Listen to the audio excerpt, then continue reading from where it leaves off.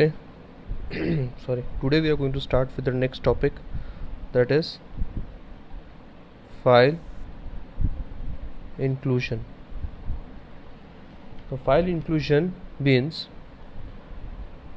we need to include a file in a program. Okay, so this file will be pre-processed first, as the topic suggests a C processor. So this file will pre-processed first, and then it will take the help of compiler to run the entire program. So what we are going to do, we are going to include a file in a program. In previously, we were always including the header files, okay, like std.h, string.h, math.h, etc. Okay, so those are the file inclusion. Those are the header files which we are taking the help of before writing the main program. Okay, because whatever thing you are writing like printf, scanf comes under the standard file, standard input output operation header files. So first of all we need to include those standard file directories, and after that we are writing the main program. So this kind of files we could create by ourselves also. Okay, and how to create those kind of files, that we'll see in this particular topic. Okay, so whenever user is creating a file, the format to write is #include file name .c, okay, or file name .h. okay, both of the things you can write down. Now see the difference. You see the difference. The basic difference is the angle brackets, and double quotes. Okay, these are the basic difference we are able to see. Now the angle brackets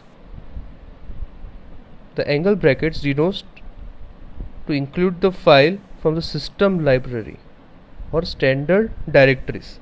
Okay, and double quotes helps to include system library files as well as files or declaration stored in memory. Okay, now what does this means? Okay, it means that if you are creating a certain file, for example, if you are creating a program name factorial and you are given the name factorial.c, this is saved in say bin folder, that is nothing but your C drive, and stored in by default memory. Okay, so it is available. Now you want to access this particular file to solve a program. Okay, what you want to do, you want to access this file to solve a program, so you will include this file. How to include? You will include in the program by #include the file name. The file name is factorial .c. okay, so by adding the double quotes, that means first of all it will check the system library if it is available or not. If it is not available, then it will check the memory library, and in the memory library you already stored factorial.c. okay, so in this way you can include this file. Okay, see, this information is given in the book, but how to check practically, that we'll see by the help of one program. Okay, so we'll do one program, we'll write down one program that is of factorial only. Write a program to find factorial of number by macros. Okay, this is also preprocessor. Okay, so how to do this? See, I will divide this into two parts. Okay, I will divide this into two parts.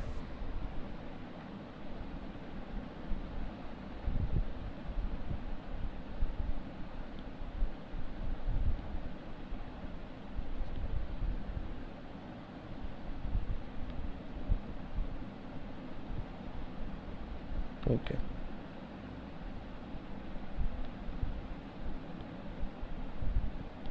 okay, so in first part, first of all I am going to write down a program for a factorial part. Okay, I will write down the program for a factorial part. Now how I am doing this, please pay attention. See, first of all, what I am going to do, I am making a program and saved it as a fact.c. Okay, saving that as a fact.c. Now simple, I will make a user defined function over here. Now just pay attention how I'm making this. What I'm trying to do, include stdio.h. okay, then I'm making a function fact integer a, okay, in which I'm writing integer I and also initializing f equal to 1. Okay, now writing a program for I equal to 1, I less than equal to a means this number, okay, and I plus plus. Okay, clear? I less than equal to a, I plus plus. So in that what I am writing, f is equal to f into I. Okay, then return f. End of the program. Okay, now on running this you will see no error. Okay, when you compilation not error, and this program will not be run because you are not asking for any value, you just defined a function. Okay, but it will not show any error. So this file you already made and you have already saved. Now close down this program or minimize it, no issue. Okay, then you make a main program.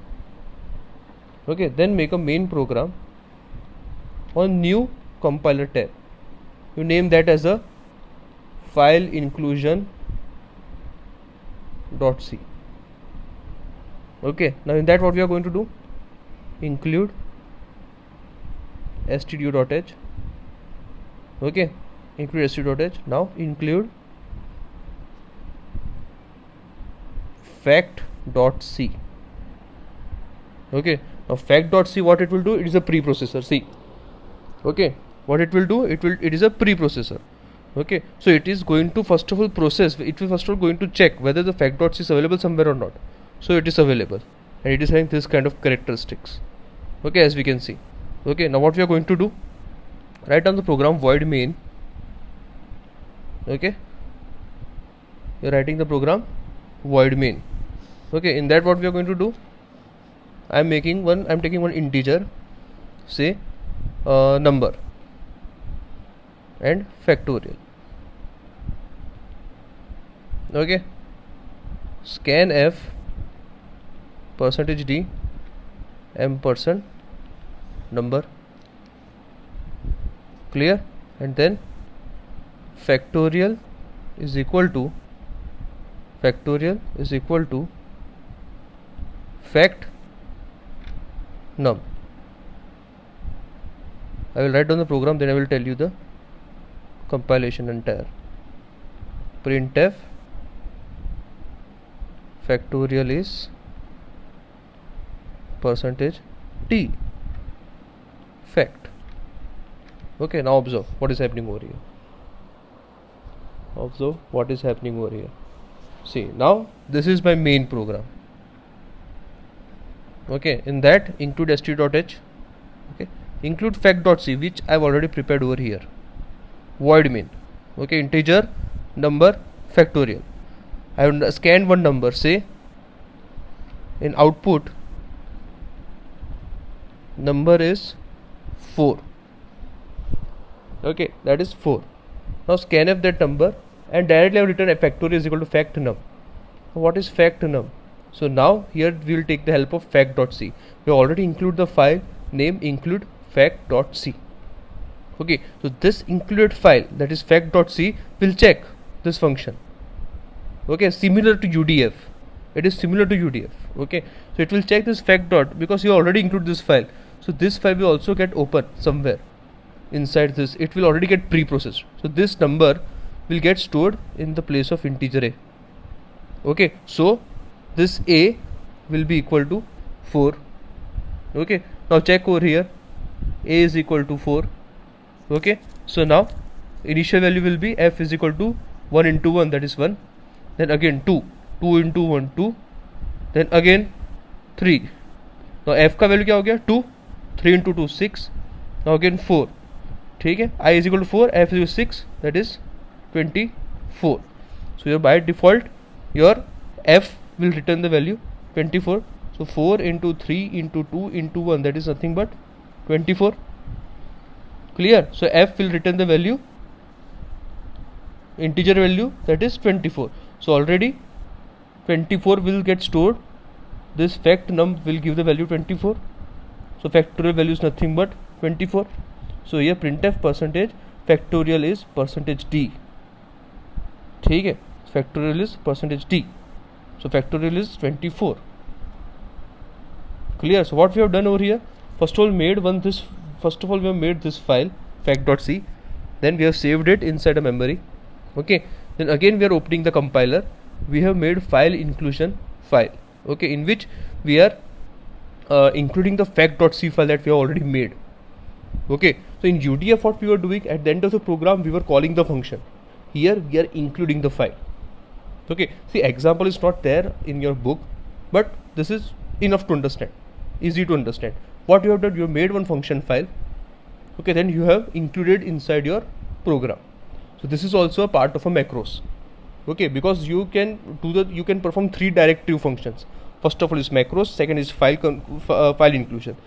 This both are very much important. The third one is compiler control directives. These are nothing but a situation based on the hypothesis that I will discuss after this. So I hope this is clear.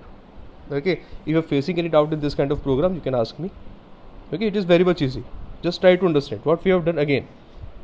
देखो हमने पहले क्या किया, पहले हमने एक programme बनाया fact.c. Again I will explain you in very simple manner. Okay, हमने पहले क्या किया, हमने पहले प्रोग्राम बनाया fact.c. ठीक है, उसके अंदर हमने पहले स्टैंडर्ड फाइल्स, एंगल ब्रैकेट मतलब standard file, standard directories. Okay, तो ये एंगल ब्रैकेट के अंदर हमने पहले इंक्लूड किया st.h. ठीक है, after that what we have done, we have made a function integer fact integer a, means argument is integer a, means argument is some integer and return value is also integer. Okay, then inside a program I have taken 2 integers, integer I and f, and initialized it equal to 1, then perform the exercise of a factorial, return f. Clear? Now I have included this file in this particular program. Getting or not? In here I have included double quote. Double quote means first of all it will check the standard files. In standard file there will not be any file name as fact.c. Okay, but it will check standard as well as the memory files, whatever files saved in the memory. In memory you already saved the file name fact.c. Clear? So now it will pre-process this particular thing. So now when you include this file, it has already this file will already include this particular algorithm or this particular program. So whatever number you are writing, scanning and calling this function, it will redirect to this particular file and return the value of whatever value you are getting. Okay, and then you can do the printf. Clear? I hope it is clear. ठीक है, if facing any doubt you can message me and I will solve that doubt, no issue. Okay, so this is about the file inclusion. Now next part is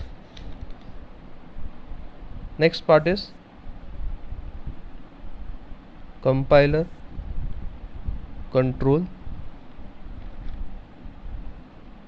directives. This is my next part.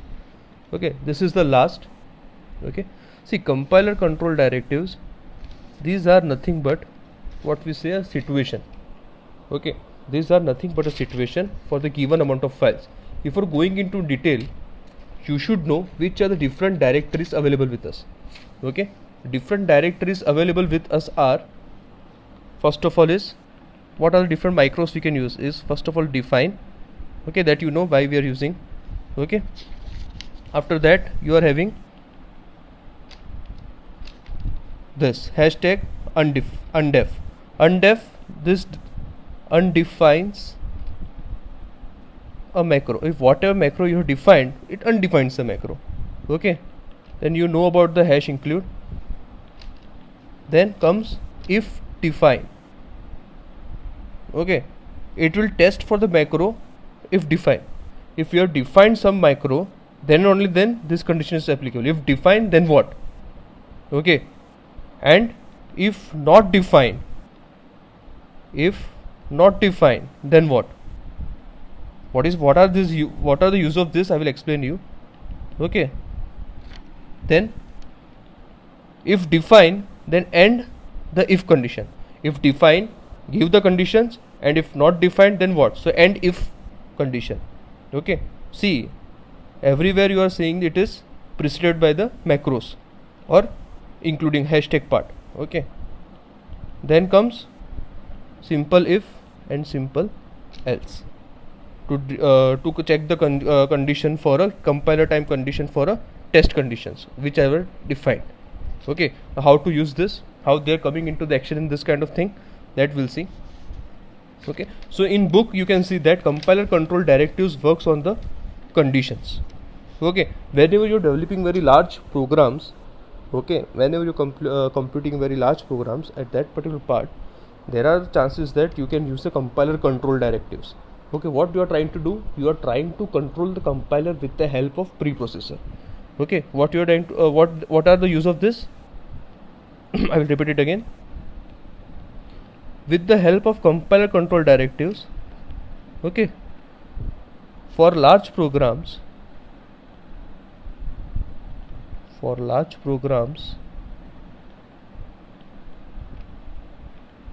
you will be able to control compiler. You will be able to control the compiler with the help of preprocessors. Okay, that is why there is not much detailing part is given into the book. Okay, you just need to understand how they are using it. Okay, it is not your concern to go in much of detail on compiler control directives. Similarly, file inclusion also you should not study much in detail. I have just given you the example. Just you try to remember the example, because in book the example is also not given to you. Okay, because they are considering just for a information part. You should know what is the file inclusion part. Okay, and macro you should know. That is a basic thing. Okay, clear? So now first condition is, according to book I am going, according to Bala Guruswamy, you can keep the book with you. Okay, you can keep the book with you. I will go step by step what they have defined. Okay, in first step, the first situation is, they say that you have included a file with some macro definition, but you should check whether a particular macro has been defined in that header file. Okay, and you need to be certain whether the test is defined or not. Now understand this, what they are trying to tell you. The situation is we have defined, okay, you need to check whether any macro has been defined or not. We want to ensure whether the macro is defined or not. Okay, so if they have defined the macro in the file name, say define.h, okay, they have made one file, say define.h. Okay, now what they are doing, they are including that file in a program. Include define.h. Okay, what they are doing, they are defining include define.h. Clear? Now, if not define the test, okay, if not define test, then define test 1 and then end the if condition. Now see how does it works. Include define.h. Now in define.h they will check whether any macros define test has been included or not. Okay, if included, okay, if that test is defined, okay, then these conditions, if not defined, then defined will become inactive or ignored. Okay, it will just get inactive. It will directly end the if. You will directly jump to the main program. But if the defined test has not been mentioned anywhere, then this will become active. Okay, if this is not mentioned anywhere, then this will become active. That means include define.h, then it will check. What it is going to check? It will check if not defined test, means that if the test macro has not been defined anywhere inside the header file, okay, then it will define the test one. Clear? Then it will define the test one, and then it will end the if condition. Now whatever present in the test one will be depicted inside your program. Sorry, it will depict it inside your program. Clear? So this is about the situation number 1. So by this you will be ensured whether the given test file or test macros has been defined or not. You can be ensured by the help of this. Okay, now going to second case. Now second case is if you are developing a program, okay, if you are developing a program, you would like to have a single program that would satisfy both type of customer.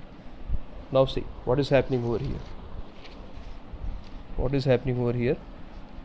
We are developing a program. For example, in the book they have given the 2 particular examples. See, we are making a program made by the IBM and HP. These are 2 companies. They have made the 2 programs. Okay. Now, what we are going to do? The main concern here is to make the program portable. Okay. What is our situation? Our situation is that customer need a certain amount of features, and all customers will not have a same feature. Okay. So what we are doing? We are giving them the options of IBM and HP. If IBM, then they will get this kind of things. If HP, then they will get this kind of things. Because how to do that? So initially mentioning all the things, stuff, going to the main program. Okay. So now in main program we are writing certain things, and then we are writing if define IBM. Okay. Then go for the code of IBM, and else go for the code of HP. Okay. Okay, if both are not present, then end if. Okay, so what is happening over here? If the customer, see, in the header file, okay, in the header file there may be a certain header file name of for IBM as well as for HP. So if whatever file I am making, if the customers are demanding for the IBM, and if the IBM is demanded, if the IBM file has been mentioned inside your what we say files or directories, then go for the code. If define IBM, then go for the code of IBM. So what we are going to do? The compiler, the preprocessor that we have made over here. Okay. Okay. So user wants IBM. Okay. So if he selects IBM, so it will go to the header file and it will check whether the IBM file has been included or not. If the IBM file has been included, the code of IBM will be given to the user. It will not go for this. But if the IBM is not mentioned, by default it will go for HP. Clear? Otherwise not available. Simple. Clear? Means what will happen? User will get a choice. See, you have made a file for IBM also, and you have also made a file for HP also. Okay, and user inputs in such a way that your header file includes only IBM, so it will give the code for IBM, or sometimes it will go for HP. That will go directly for the else. After this, it will skip this part, gives the code for the HP. Clear? So in this way you can satisfy both of your customer by making this kind of macros. Okay, so by just including a file and making a simple macro, okay, or simple this kind of compiler directive, what you are doing, you are directing the compiler. See, as the name suggests, what does the name suggest? Compiler control directives. Okay, you are controlling the compiler. Okay, if this macro is there, you are just need to compile this part, not this part. Okay, and if this macro is present, you just need to compile this part, not this part. I hope it is clear. Okay, now going to the third situation. Okay, now third situation is similar. You just study this. You're developing a program. Okay, so some customer insists of having an additional feature. Okay, now you want to install some additional feature. So again, if define, you are going to take the help of if define, say IBM. Okay, then include this line.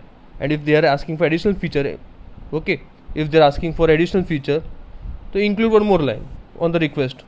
तो हो गया additional feature, नहीं तो फिर else और nothing else. ठीक है, यही हो गया, सिंपल है, उसमें कोई ज़्यादा चेंजेस नहीं है. ठीक है, then comes the situation 4. Okay, in situation 4 what you need to do? In situation 4 you want to check whether some error is present or not. You need to check a error or debugging of the program. Okay, so in this particular case you have to take the help of test conditions. Okay, means you are going to check whether you are going to make a program to detect the errors in the program and the compiler.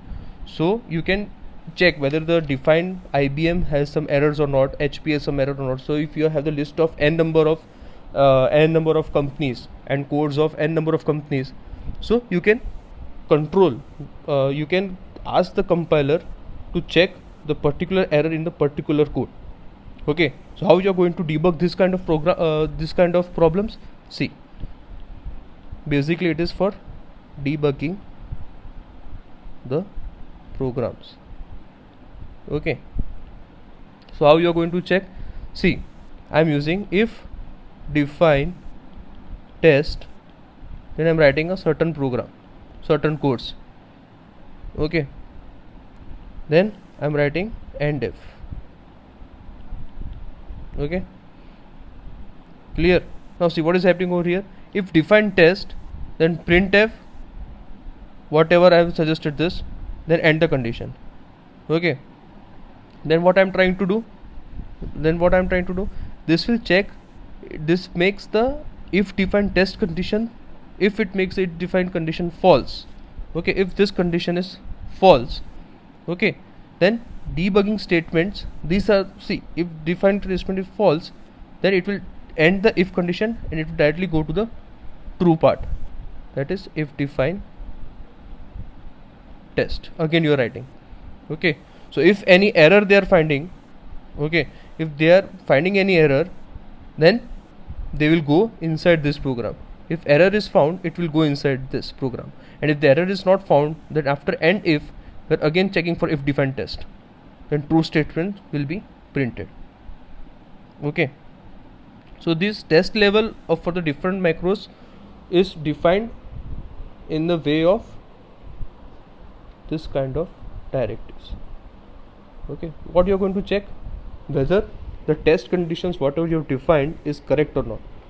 Whether you are facing some kind of problem, means problem, that doesn't mean that it is showing the error. Okay, there is, see, you will find loophole in every kind of program. Okay, no program is perfect, there is always a loophole. Then and only then you can hack those kind of programs. Okay, how the hackers are formed? They're hacking all this kind of stuff. Okay, so everywhere there is a loophole. So this is very detailed programming. So what they are trying to do, for example, you are running one call center in which you are having a say clients of IBM, HP, Dell, Sony, all this n number of companies you are having. Okay, you are having n numbers of clients with you. So you have developed macro of each and every client. Okay, and sometimes you see the server hang हो गया, ये हो गया, नहीं चल रहा है. So what they are going to do? They are going to check the error in their test conditions. Okay, so for the IBM, then they'll check for the IBM. Okay, if for the say HP, then they are going to check for the HP. Then they will debug that program. Okay, they will mention two particular conditions. If it is following this, then it should be true, and if it is not following, then get out of this and get a true condition. Like this, they will debug the program. Clear? See, this is where fourth part is very difficult to understand, but it will just debug the error, or it will just detect the error in the program. Okay, so while the compiler can detect semantic errors, it cannot detect a faulty algorithm. Okay, why you are writing this kind of program? Because error, compiler will not show the algorithmic error. Okay, because algorithmic error can only be tested. Getting or not? See, based on algorithms you are making, based on algorithms you are making a logic, and then you are running it into a compiler. Okay, this kind of errors can be found in the compiler, but it is there are certain errors in the macros which will not be what we say detected by the compiler. For that you have to take the help of the test conditions. With the help of macros you need to debug the program, okay, and make them inactive using the control directives. You are controlling the compiler part. You are having different compilers, you have different algorithms for different companies, so you are going to control which part you have to take first so as to debug the faults. Okay, I hope the basics are clear. You just read from the book once, and if you are facing any doubts, mention in the comment section, I will solve it. Okay, no problem. So this was about the macros or the C preprocessor. Okay, so I hope it is clear. So here we are ending the chapter. Okay, the chapter is over for the C processor. From next time we will start, next class we will start new topic, that is graphics. Okay, but before that